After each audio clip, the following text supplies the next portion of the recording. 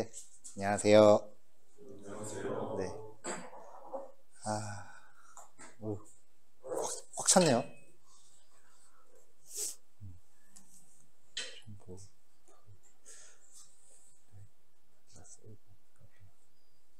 네, 한 14분 정도 되시는 것 같아요. 저는 이제 앞으로 6개월 동안 여러분들하고 이제 데이터 분석에 대해서 같이 공부할 이광호라고 합니다. 이 자료는 뭐 조금 이따가 배포할 거니까요. 뭐 딱히 뭐 사진 찍거나 뭐 필기하시거나 그럴 필요는 없고요. 뭐 앞에 간단히 뭐 연락처 같은 거 적어놨는데 아마 저 연락처 쓰실 일 없을 거예요. 왜냐면 톡방이 있기 때문에. 그 아까 그 여기 대리님이 알려주신 오픈 채팅은 그 학원에서 이제 여러분들한테 전달하는 공지사항 같은 용도예요. 저는 이제 수업 관련된 것만 이제 관리를 하는 거고, 만약에 출석이라든지 여러분들 훈련 수당이라든지 그 밖에 기타 행정적인 업무는 제가 아는 게 없어요. 그런 것들은 이제 아까 그 대리님 통해서 문의하시면 되고, 아까 톡방도 이제 그런 용도예요. 그래서 우리도 수업 관련돼서 좀 소통 창구가 좀 필요할 것 같아서요. 예, 오픈 채팅 2개입니다. 왼쪽 거는 단톡방이에요. 주로 그 우리끼리 할 얘기라든지 아니면 수업 자료 배포용이고요. 오른쪽은 저하고 1대1 채팅으로 연결되는 거예요. 들어오실 때 꼭 실명으로 해주세요. 안 그러면 제가 누가 누군지 모르거든요.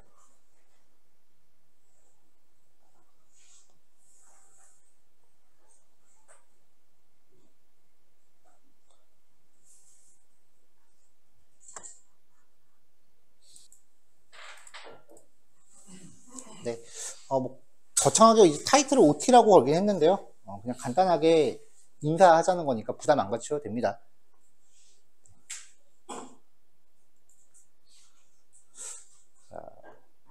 네, 뭐 요즘 많이 몇 년 전부터 이제 이런 얘기들이 많이 들리죠. 데이터 폭발의 시대다라고 하는데 주된 골자는 하루에 생성되는 데이터량이 어마어마하게 많다라는 거예요. 뭐 페이스북 같은 경우에 하루에 생성되는 게 뭐 거의 뭐 몇 페타바이트 정도라고 하는데 1페타바이트가 얼마냐면은 1024 테라바이트예요. 그러니까 요즘 외장하드 거의 10만 원 돈 넘어가는 게 거의 한 1테라급 정도가 이제 보통이거든요. 한 12, 3만 원 정도 하는 게요. 그게 미니멈 1000개가 들어간다는 거예요. 하루에 생성량이. 여러분들이 그냥 페이스북에 몇 마디 작성하는 게 하드디스크 1000개 하루에. 그만큼씩 데이터가 쌓인대요. 그러니까 정보량이 너무 많으니까 그걸 이제 어떻게 해야 되는가에 대한 고민들이 이제 생기기 시작을 한 거고, 그런 부분에 대한 방법론은 사실 옛날부터 존재는 해왔었어요. 다만 몇몇 사람들만 이제 그쪽 부분에 관련된 지식을 공부했었는데, 요즘은 이게 일상에 너무 퍼져버리니까 그런 전문 지식을 굳이 거치지 않더라도 누구나 이제 이런 데이터들을 접할 수 있어야 된다라고 하는 게 대부분 요즘 우리가 알고 있는 빅데이터라는 말에 숨겨져 있는 의미 중에 하나예요. 이게 다는 아니고요. 아이고. 자, 전반적으로 우리가 같이 공부할 과목들이에요. 여기 개강하기 전에 선행학습이 진행된 걸로 제가 알고 있는데 혹시 참여하셨던 분 계신가요? 참여 안 하신 분도 계시네요. 그때 SQL 한 걸로 제가 알고 있거든요. 네. 그래서 일단 제가 과목에 SQL을 넣지는 않았는데 뭐 우리가 SQL에 대한 비중이 그렇게 크진 않으니까 만약에 SQL을 해야 된다라고 하면은 과목 그 과정 후반부 쪽에 다루도록 할게요. 뭐 불과 얼마 전까지 SQL 배웠는데 개강하자마자 또 SQL 할 필요는 없잖아요. 자, SQL을 일단 제외하고 나면은 이제 우리가 해야 되는 내용들 큼직큼직하게요. 일단은 그 전문 프로그래밍 반은 아니에요. 사실 여기가. 그러다 보니까 컴퓨터라는 것 자체가 조금 익숙하지 않은 경우도 있고요. 나는 뭐 컴퓨터 쓰는데 별 문제 없는데 라고 생각하시는 분들도 전문 프로그래밍 반은 아니지만 사실 여기는 IT 학원이거든요. 우리 수업의 주 목적은 코딩입니다, 여러분. 중심을 잡으셔야 돼요. 흔들리면 안 돼요. 우리 수업은 코딩이 주 목적이에요. 그러니까 일반적인 유저들이 쓰는 거랑은 약간 컴퓨터를 좀 더 딥하게 다뤄야 돼요. 그래서 이제 좀 기본적인 컴퓨터 얘기를 좀 하고 시작을 할 거예요. 오늘 하고 길면은 뭐 내일까지 갈 거고요. 그 다음에 이제 우리의 첫 번째 파트, 파이썬. 경우에 따라서는 선행학습을 하신 경우도 있을 거고요. 그렇지 않으면 파이썬 자체가 처음이신 경우도 있겠지만 모든 과목은 여기서 생전 처음 보는 거다라는 걸 전제하고 시작합니다. 그러니까 뭐 선행학습 하셨던 분들은 그냥 초반에 조금 러프하게 느껴진다라고 하더라도 그냥 잘 한번 본인이 알고 있는 거랑 비교하면서 이제 들어주시면 좋을 것 같고요. 그 책 많이 받으셨죠? 네, 갖고 오지 마세요. 무겁게 뭘 들고 다녀요. 집에 갖다 놓으시면 돼요. 만약에 책에 있는 내용을 차용한다 하더라도 제가 뭐 메모장에 텍스트를 끄적거리는 한이 있더라도 제가 뭔가 배포할 거를 준비를 할 거고요. 개인적으로 제가 제일 싫어하는 게 물론 저도 다른 자료들 온라인상에 있는 자료나 다른 서적들을 분명히 참고하기는 해요. 제가 뭐 머릿속에서 그걸 다 나올 수는 없을 거 아니에요. 근데 제가 수업 중에 제일 싫어하는 게 남이 쓴 책 보면서 수업 중에는 그냥 그대로 읽는 거거든요. 그럴 거면 그냥 저자 직강을 보는 게 낫죠. 그러니까 여러분들, 제가 생각하기에 여러분들이 원하는 거는 설령 인터넷에 있는 자료나 책에 있는 텍스트 한 줄을 베낀다고 하더라도 거기에 제 주관이 플러스 된 거를 원한다고 생각을 해요. 그러니까 자료는 일단 다 배포를, 뭐라도 배포를 할 거고요. 그런 목적으로 단톡방을 챙긴 거니까 배포해드리는 자료들은 잘 갈무리 하시고요. 지난주에 같은 과정 기수가 종강을 했어요. 그래서 배포했던 자료들 한번 다 압축을 해봤더니 1.4기가 정도 나오더라고요. 이게 일반 프로그래밍보다 많은 게 데이터 분석이니까 샘플 데이터를 계속 줘야 되니까 그게 용량이 되게 커요. 그러니까 그런 것들에 대해서 각자 갈무리를 잘 해놓으세요. 권해드리는 거는 외장하드 같은 거 갖고 다니시면 좋을 것 같아요. 뭐 노트북 갖고 다니시는 분들은 이제 개인 장비니까 뭐 노네이지만 학원 컴퓨터를 쓰시는 분들은 그래도 USB나 외장하드 정도는 좀 준비하시는 게 어떨까 싶어요. 이게 왜냐면은 여기 학원 장비가 사람 손을 많이 타잖아요.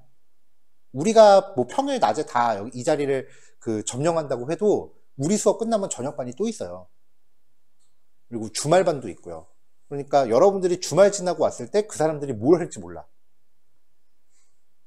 그리고 컴퓨터가 조금 이상이 생긴 것 같다라고 하면은 이런 학원 같은 데서는 그걸 뭐 고치고 앉아있을 수는 없으니까 그냥 바로 장비를 교체해버려요. 그러니까 여러분들이 주말 지나고 왔는데 컴퓨터가 바뀌어 있을 수 있다는 얘기죠. 그러니까 개인 자료 백업은 이제 평소에 좀 잘 하셔야 됩니다. 그래서 일단 파이썬 프로그래밍을 좀 이제 진행을 하고요. 주제가 뭐 데이터를 분석한다, 내지는 뭐 머신러닝을 한다 라고 하지만 나중에 가서 알겠지만 그 말이 그 말입니다. 그러려면 뭔가 분석할 거리가 있어야 될 거 아니에요. 그래서 첫 번째 주제는 데이터 수집이에요. 흔히 웹 크롤링이라고 알려져 있는 기술들이요. 그래서 이 정도 내용들을 첫 번째 파트를 하고요. 그 다음에 이제 데이터를 수집을 하고 나면은 수집된 거를 우리가 분석에 적합하게 가공을 해줘야 돼요.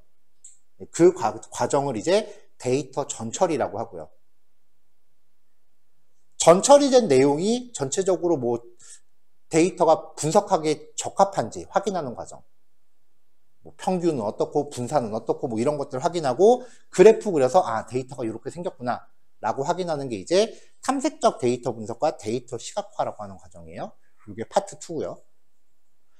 그 다음에 이제 세 번째에서 확증적 데이터 분석 혹은 추론 통계라고 부르는 부분이 있고요. 그 다음에 그 추론 통계의 확장으로 이제 머신러닝 분야가 있는데 이름은 되게 거창하지만 그냥 들어가면 통계입니다. 그리고 이제 마지막으로 그 통계의 확장판으로 딥러닝을 우리가 살펴보게 될 거고 딥러닝의 일환으로 이제 텍스트 마이닝과 그 다음에 영상 처리 쪽도 살펴보게 될 건데 미리 말씀드리는데 저 4번 파트는 뭔가 그렇게 굉장히 드라마틱한 결과가 나오지는 않아요. 왜냐면 여기 장비가 못 견뎌요. 실제로 지난 기수 예제했던 거 보면은 자 이제 결과 한번 확인해 볼까요? 엔터키 땅 치면은 결과 나오는데 한 3시간 4시간 걸려요. 그동안 할 게 없어요. 다행히 그때쯤 되면 다들 이제 포트폴리오 하느라고 바빠갖고 엔터키 쳐놓고 이제 본인들끼리 포트폴리오가 모여 있거든요. 거의 그런 식이 될 거예요. 개인 장비를 쓴다라고 해도 똑같이 느릴 겁니다. 왜냐면 딥러닝부터는 GPU가 필수적이라서 요즘 GPU 가격 관심 있는 분들 얼마인지 아시죠, 대략? 쓸만한 거 하면은 거의 한 돈 200은 준비해야 돼요. 여기 강의실에 GPU 깔아달라고 하면 저 잘립니다. 돈이 얼마야? 벌써 2천만 원이 넘어갈 텐데. 대안 중에 하나가 이제 구글에서 제공하는 콜앱이라고 하는 서비스를 쓰는 게 그나마 조금 이제 대안이긴 한데, 그래도 느리기는 느려요. 그래서 마지막에 뭐 텍스트 마이닝이나 영상 처리는 막 되게 드라마틱한 결과를 보긴 좀 어렵다는 거 제가 미리 말씀을 좀 드리고 시작을 할게요.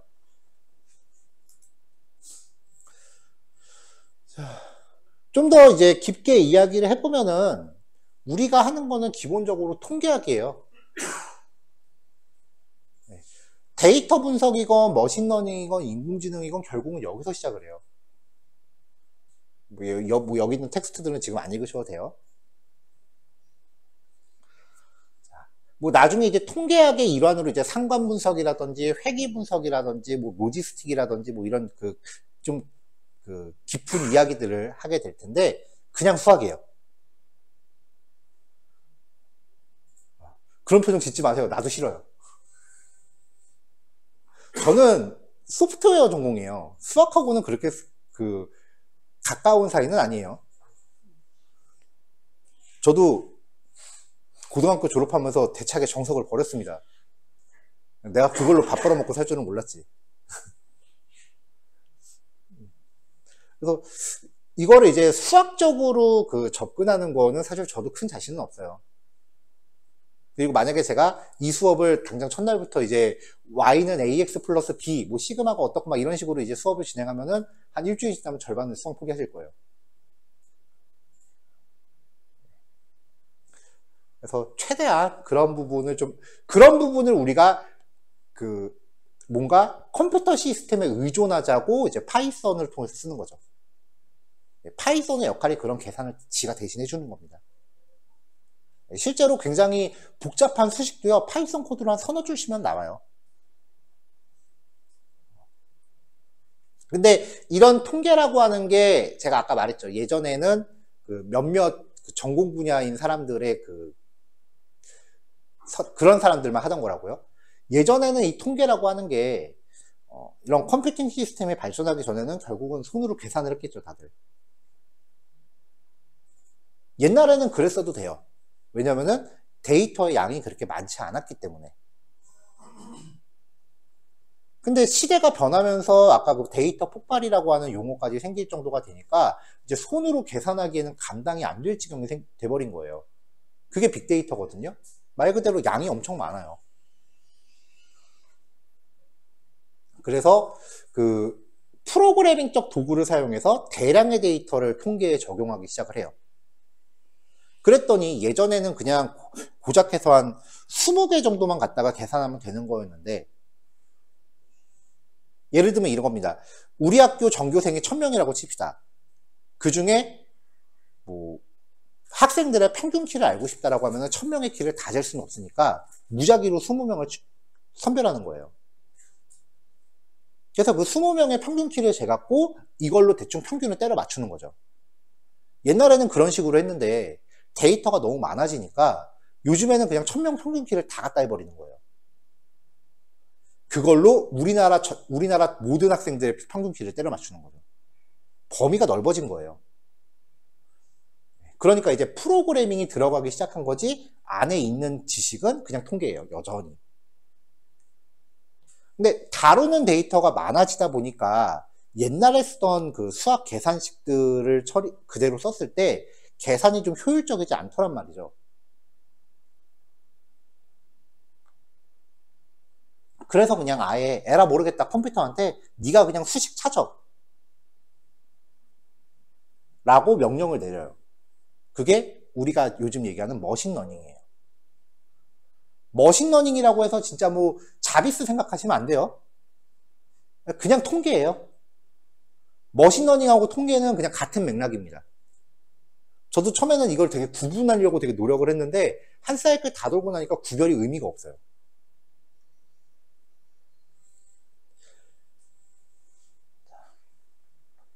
머신러닝의 하위 카테고리 중에 딥러닝이라고 하는 분야가 있어요.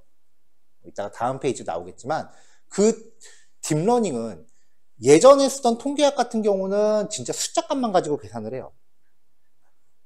뭐 평균키라든지 성적이라든지 뭐 몸무게라든지 이런 것만 갖고 이제 수학식을 적용해서 통계를 내는데, 요즘처럼 이제 컴퓨팅 환경이 발전하면서 수학식 대신에 ax 플러스 b인데 x에다가 옛날에는 100이라는 값을 넣었다면 지금은 x에다 그림을 줘야 돼. 지금은 x에다가 누군가 쓴 댓글 내용을 줘야 돼.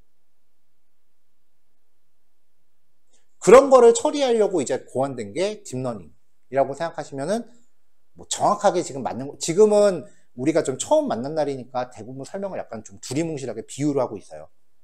얼추 맥락은 맞아요. 그리고 나서 이제 거기서 그 끝판왕으로 가는 게 인공지능이라고 하는 분야인데, 흔히 이제 강화학습으로 출발을 해요. 저거는 이제 자비스 생각하시면 돼요. 흔히 이제 인공지능을 얘기할 때 약 인공지능과 강 인공지능으로 분류를 합니다. 약 인공지능은 애가 하나밖에 못하는 거고요. 강 인공지능은 진짜 자비스예요. 사람같이 사고하는 애. 솔직히 거기까지 기대 안 하시죠? 네.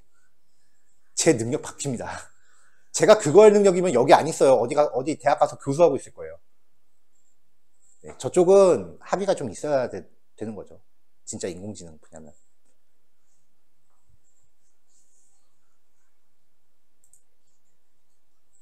자, 일반적인 그 분석 과정이에요. 일단은 뭘 할지 분석을 기획을 해야죠. 여기서 말하는, 근데 우리 수업에서 데이터 분석에 대한 기획까지 다루진 않습니다. 이거는 나중에 여러분들이 나 포트폴리오 어떤 거 준비할까 뭐 그런 거에 대해서 이제 아이디어를 뽑아내는 과정이라고 생각하시면 되고요. 이거는 그냥 평소에 책 많이 보시면 돼요. 배경 지식이 많으면 해결되는 문제예요. 그럼 거기에 적합한 데이터 수집이 들어가겠죠. 그럼 수집을 위해서 수업에서 제공되는 각종 예제 데이터가 있을 수도 있고요. 그 다음에 공공 데이터 포털이라는 곳이 있어요. 거기서 이제 각종 관공서들이 다루는 데이터가 무료로 오픈되어 있기도 하고요. 뭐 오픈 API라고 해서 다른 포털 사이트들을 통해서 데이터를 받아올 수도 있고, 그것도 아니면 웹사이트 크롤링을 할 수도 있고요. 근데 크롤링에 너무 많이 의존하지는 마세요. 불법이거든요. 네, 크롤링은 저작권법에 걸리고요. 저작권법은 민사가 아니고 형사입니다. 합의 여부에 상관없이 무조건 빨간 줄 갑니다. 물론 우리는 공부 때문에 그러는 거니까 너무 깐깐하게 그러진 않겠지만, 회사 가서 크롤링 잘못하면 큰일 나요. 이렇게 수집된 걸 아까 뭐 데이터가 잘 구성이 됐는지 이제 확인하는 과정이 있다 그랬죠. 여기까지는 그냥 파이썬 프로그래밍이라고 보셔도 돼요. 데이터 분석보다는 그냥 프로그래밍 쪽에 가깝다고 보시면 되고요. 그 다음에 이제 아까 말했던 추론 통계, 머신러닝, 그런 걸 보통 데이터 모델링이라고 표현을 해요. 저기서 말하는 모델이 그 현상을 표현할 수 있는 공통된 수식 하나를 만들어내는 거예요.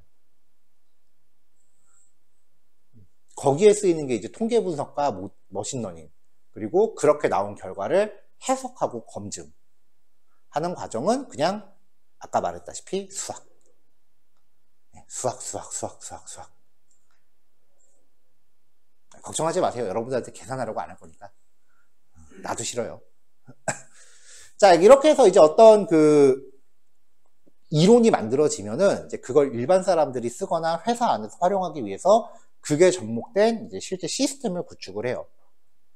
통계가 적용된 이제 웹 시스템이라든지 사내 시스템 같은 걸 구축을 해서 이용자들한테 배포를 하는데, 저거는 그냥 프로그래밍 쪽이 더 적합하죠. 우리가 시스템까지 구축하지는 않을 거고요. 그 밖에 이제 대시보드라는 걸 써서 데이터 시각화가 돼 있는 그 화면, 뭔가 웹페이지 같은 건데 그래프만 잔뜩 나와 있는 거 있어요. 그런 거를 만드는 과정도 있긴 한데, 저거 관련된 거를 좀 수업에 넣어보고 싶어서 계속 찾아봤는데 프로그램이 다 유료예요. 무료로 접근할 수 있는 방법이 없더라고요. 물론 한 14일 정도는 무료로 체험할 수 있다 뭐 이런 조건이 있긴 한데, 그거 갖다가는 뭐 수업에 쓰기에는 간의 기별도 안 가고. 그 태블러라고 하는 프로그램이 필드에서 되게 많이 쓰이는데, 저게 한 달 구독료가 $72예요. 감당이 좀 안 되더라고요. 그래서 시스템 구축은 뭐 원래 우리 과정에 포함되어 있는 부분도 아니겠거니와. 그래서 저쪽은 좀 나중에 여러분들이 회사 가셔서 그 회사 돈으로 공부하셔야 되지 않을까. 실제로 이제 데이터 관련된 업체들이 이제 신입사원들끼리 모여서 저 태블로 스터디를 많이 한다 그러더라고요. 후기를 제가 몇 개 봤거든요. 자, 뭐 데이터 관련된 직군에 대해서 적어놨는데요. 뭐 아직은 크게 와닿으시는 내용은 아닐 겁니다. 아직은 좀 두리뭉실, 뭐 사전조사를 충분히 해보고 오신 분도 계시겠지만 약간 두리뭉실한 상태이신 분들도 계실 거고요. 이거는 나중에 때 되면 취업지원실 실장님이 또 그 별도로 OT를 해주실 거예요. 그러니까 이 페이지는 제가 넘어갈게요.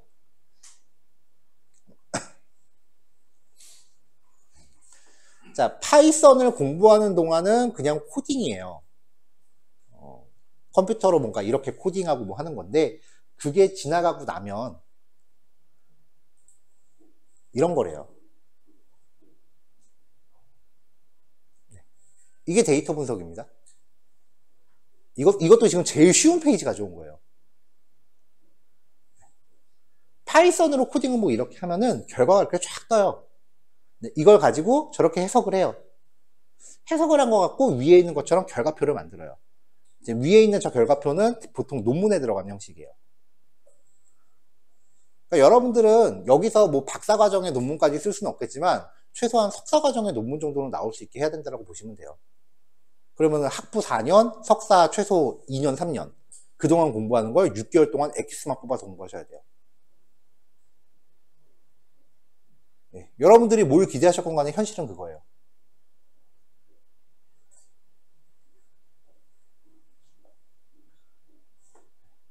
그래서 한 요 정도의 결과물을 뽑아낼 때까지 우리가 한 2달 정도 보고 있어요.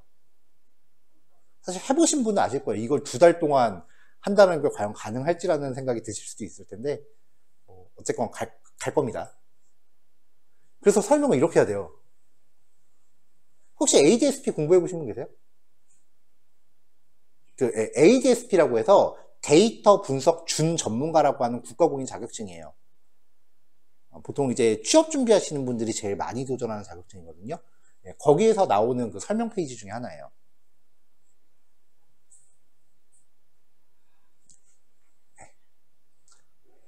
그래서 이런 식의 설명은 최대한 자제하려고 합니다. 근데 만약에 자격증을 준비하신다라고 하면은 공부하셔야 돼요. 그런 부분에 대해서는. 자, 그럼 이미지나 영상 처리는 뭐 별다를 것 같으세요? 자, 이거 뭐 같으세요? 손글씨예요. 이게 이미지 영상인식, 이미지 처리, 이미지 분류 예제 가장 기본 예제 파일이거든요. 그러니까 손글씨를 얘가 얼마나 잘 분류하느냐. 그래서 내가 손으로 숫자 쓴 걸 이렇게 들이댔을 때 숫자가 몇입니다라고 인식하느냐 예제예요. 0이라고 써져 있는 이미지입니다. 이거 결국은 저렇게 바꿔요. 0 같아 보이세요? 네. 숫자 값들의 행렬이에요. 그럼 다시 어떻게 되겠어요? 이렇게 바뀌는 거지. 영상 처리, 이미지 처리 똑같아요. 그냥 통계예요. 별다른 거 없어요. 그러니까 배경 소스는 그냥 다 그 통계학 소스를 그냥 쓰고요. 인풋 값이 뭐냐에 따라서 아웃풋이 다른 것 뿐이에요. 텍스트 마이닝, 영상 처리, 이미지 처리, 그냥 베이스는 다 일반 통계입니다. 다른 거 없습니다. 대신에 인풋이 좀 용량이 커지니까 머신 성능을 좀 많이 요구한다. 그것뿐이에요.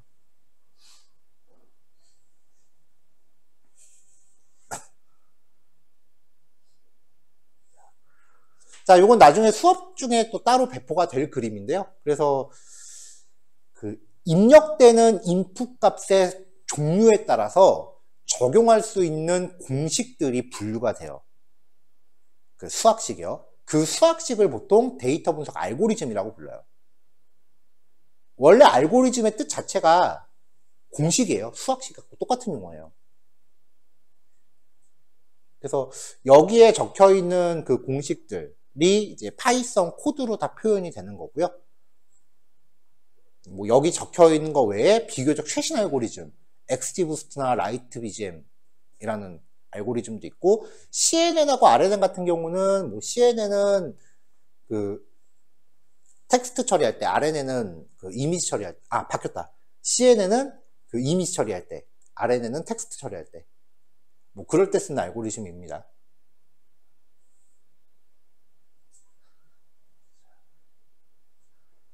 자, 이 그림이 좀 익숙하다라고 하시면은 최소 관련학과 출신이신 거고요. 이 그림이 굉장히 낯설다라고 하시면은 이제 앞으로 같이 열심히 하면 되는 거고요.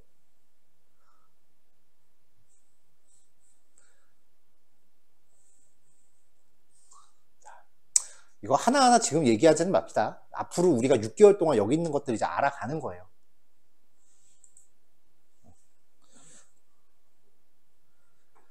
자, 뭐 대략적인 개요는 말씀을 드렸고요. 이제 뭐 몇 가지 우리끼리 좀 약속하는 부분들이요. 네, 계속 강조했지만 어렵습니다. 우리 수업 과정 6개월이에요.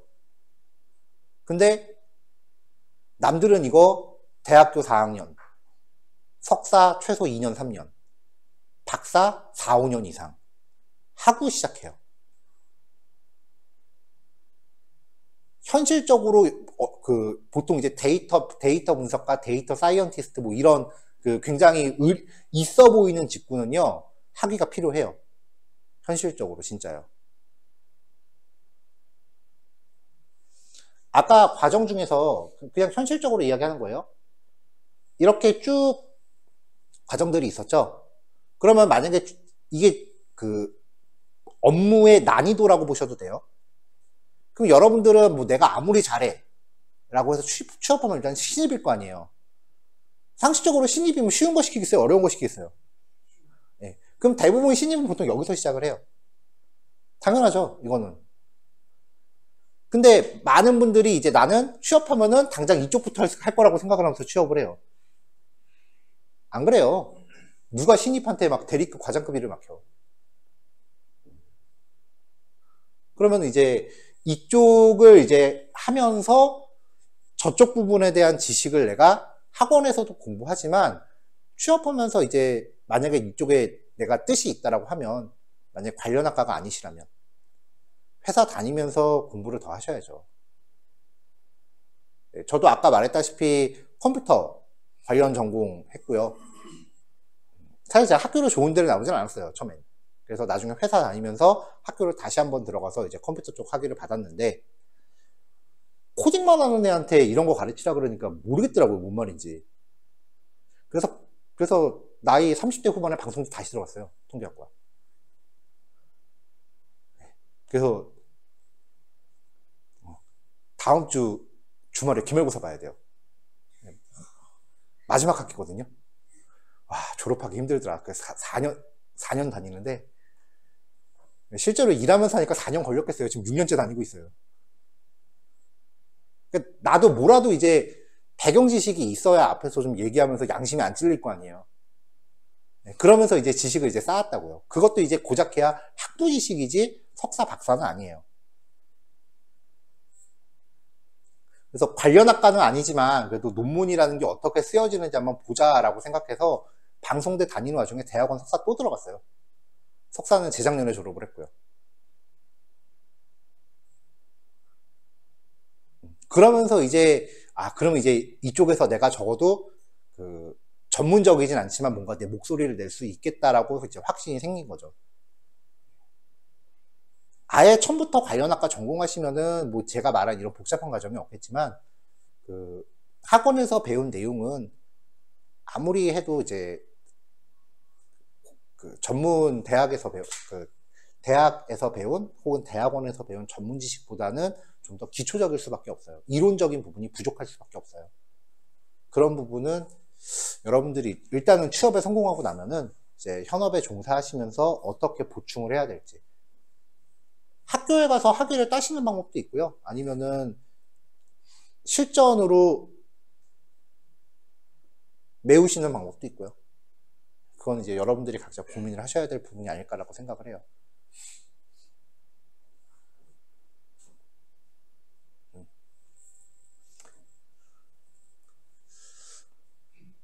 지난 기수 수강하신 분들 중에 되게 인상적인 케이스가 뭐였냐면은, 최종 포트폴리오 때 크게 이제 3조가 나왔는데, 한 조는 어떻게 하다 보니까 이제 제가 포트폴리오 조에 이제 관여하지는 않아요.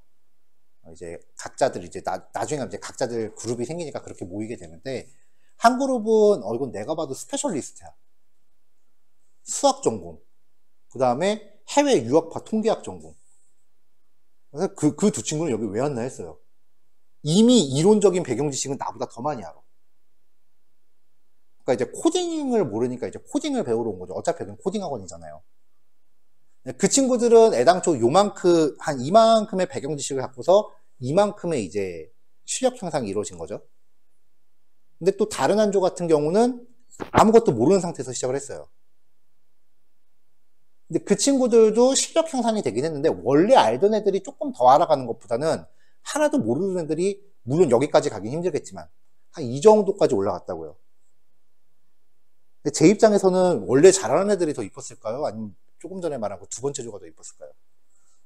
제 입장에서는 두 번째 조가 더 기억에 남아요.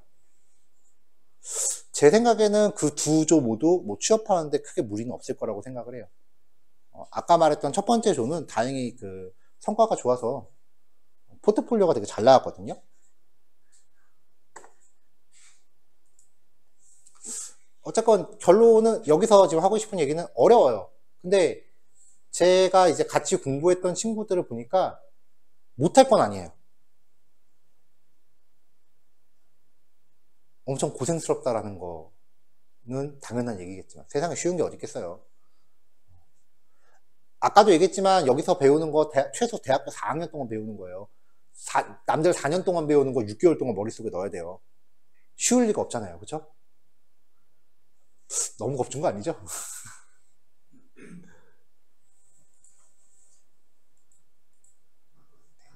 네, 아까도 얘기했지만 그래서 전공 수준의 이론을 다루지는 못해요. 그러니까 수학적인 접근은 여기서 자체가 그 기간도 그렇고 수업 성격에 맞지도 않습니다. 우리는 그 대학이나 뭐 석박들이 칠판에다가 공식 써가면서 공부하는 거를 파이썬 코딩으로 풀어내는 걸 공부하는 게 목적이에요. 결과론적으로는 같지만 접근 방법이 다른 거죠. 아까도 얘기했지만 여기는 코딩 학원입니다, 여러분. 수학 학원 아니에요. 혹시 관련 학과 전공하셨던 분들이 계시다면 이런 부분에 대한 좀 약간 목마름이 있을 수도 있어요. 근데 수업 목표 자체가 그런 부분은 아니다라는 걸 제가 시작할 때 처음 말씀을 드리고 시작을 할게요. 네. 아까도 말씀드렸지만 때때로 컴퓨터 성능 때문에 결과 확인해 볼까요? 라고 엔터키 땅 친 다음에 시간이 좀 오래 걸릴 수도 있어요. 그래서 가급적 그런 예제들은 제가 좀 피하려고 좀 노력을 할 텐데, 그걸 무작정 피하면 예제 수준이 또 고만고만하단 말이에요. 그러니까 때때로 이제 저런 부분이 있을 수도 있고, 그때는 제가 뭐 하루 전쯤에 예고할 테니까 그날은 이제 아침에 학원 나오면서 오늘은 좀 설렁설렁한 날이라고 그냥 마음 먹고 나오시면 될 것 같아요. 네. 지각결석 조퇴 때문에 이제 만약에 훈련에 공백이 생기시면 그거는 이제 본인이 따로 따라잡으셔야 됩니다. 물론 수업 자료는 단톡방에 다 올라갈 거니까 그거는 뭐 결석을 하건 뭐 하건 이제 다운받으실 수 있잖아요. 그리고 제가 말하고 있는 과정을 녹화를 끄고 있어요. 수업 내용은 제가 깜빡하고 녹화 버튼 안 누르지 않는 이상 다 녹화를 뜰 거예요. 그리고 그거를 유튜브에 올려드릴 겁니다.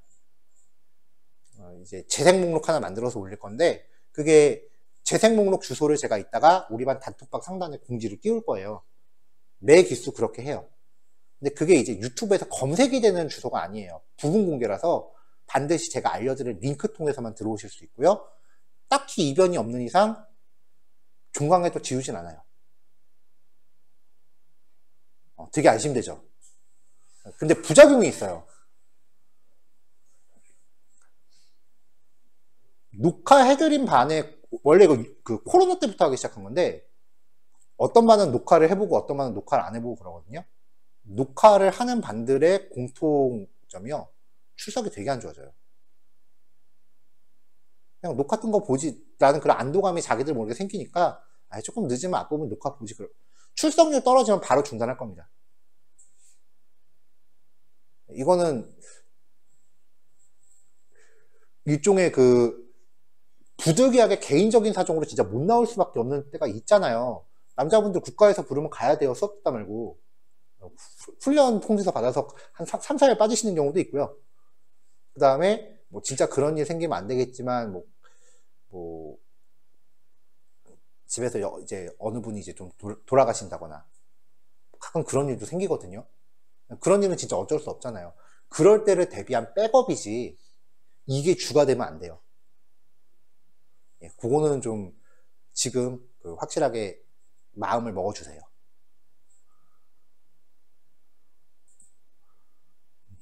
이게 6개월이라고 하는 게 길다면 길고 짧다면 짧아요. 사람이 어떻게 한결같아요. 그쵸? 이게 쭉 공부하다 보면은 저마다 좀 템포가 있지만 약간 개인적으로 슬럼프가 좀 올 때도 있어요. 아마 혹시 알아요? 제가 한참 수업하다가 현타 와서 한 일주일 슬럼프 빠질지. 그러니까 만약에 그런 시기가 생기면은 이제 좀 미리 언지를 좀 주세요. 그럼 제가 수업 방식을 좀 바꾸건 아니면 템포를 좀 늦추건 할게요. 이거하고 이제 관련된 얘기인데, 총 4번의 그 과제, 세미 프로젝트가 있습니다. 단원이 넘어갈 때마다 이제 세미 프로젝트가 있고요. 이전 반 같은 경우는 저 프로젝트 중에 최종 프로젝트로 이제 공모전을 겸했던 케이스예요. 근데 아까 제가 슬럼프가 있다라고 얘기했잖아요. 보통 첫 번째, 두 번째 프로젝트는 말이 프로젝트지 그냥 그 과목 정리하는 의미의 뭐 연습 문제 같은 개념이고, 세 번째 프로젝트부터는 진짜 본격적으로 데이터 분석해서 뭔가 인사이트를 만들어내야 돼요. 세 번째 프로젝트 했더니 학생들이 전부 다 번아웃이어갖고 한 3, 4일을 수업에 집중을 못 하더라고요. 하얗게 물태웠다 이거지. 진짜 꽤 괜찮게 나왔었거든요. 그래서 그래요? 그럼 마침 프로젝트 하면 발표도 해요. 세 번째, 네 번째는. 그럼 프로젝트 발표했으니까 이틀은 그냥 각자 노세요. 그냥 풀어드렸어요. 그러니까 이제 주말 지나고 나니까 좀 다시 살아서 들어오더라고요. 물론 그렇게 이제 중간중간에 제가 그 훈련 템포를 조절하는 거는 제 몫이에요.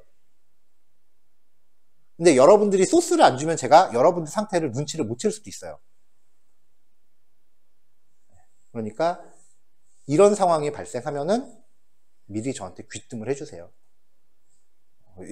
저도 겪었던 게, 전기수 하면서 제가 추석 전에 한 2주 정도 수업 자체에 집중을 못 했었어요.